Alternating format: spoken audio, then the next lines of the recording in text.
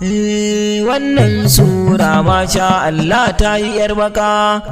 Asabebe in har nai sa'ar aure ki a garin nan to na yi gamo daga tarban ba.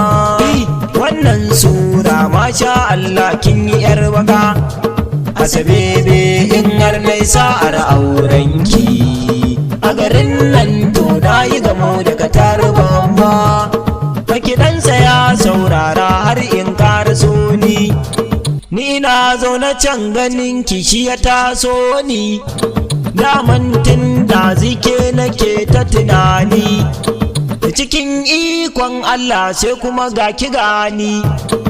mu samu guri domin mi ta jika furanni, kin san sai da zafi kan da ki garfe ba wai ba. Asabebe yar baka ina layinki,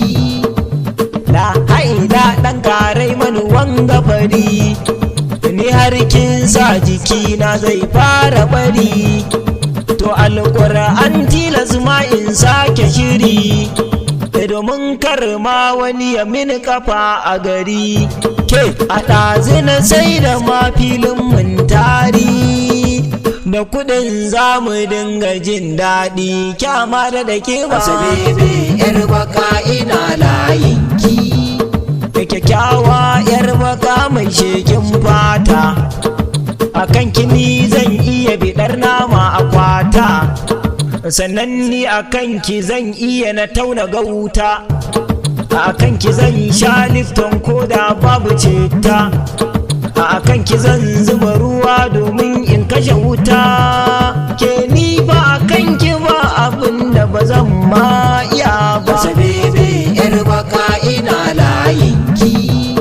dan karai manufarin nan da kike sayi ba. Ayuni yar bakatawa, yawwa ba ma sai kin yi magana ba, dan ban so wani in ya wuce ya ji sautin ki ba,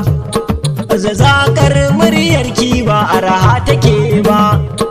ni ma din sai mun yi aure ran Laraba, sannan zan so ki dinga mini magana ba kaɗan ba. Asabebe yar baka ina layinki, Asabebe tawa baka alkyabbar mata, tabgarin nan in ba ni ba ke kwata-kwata, baki dace da kowa ba diyar gata,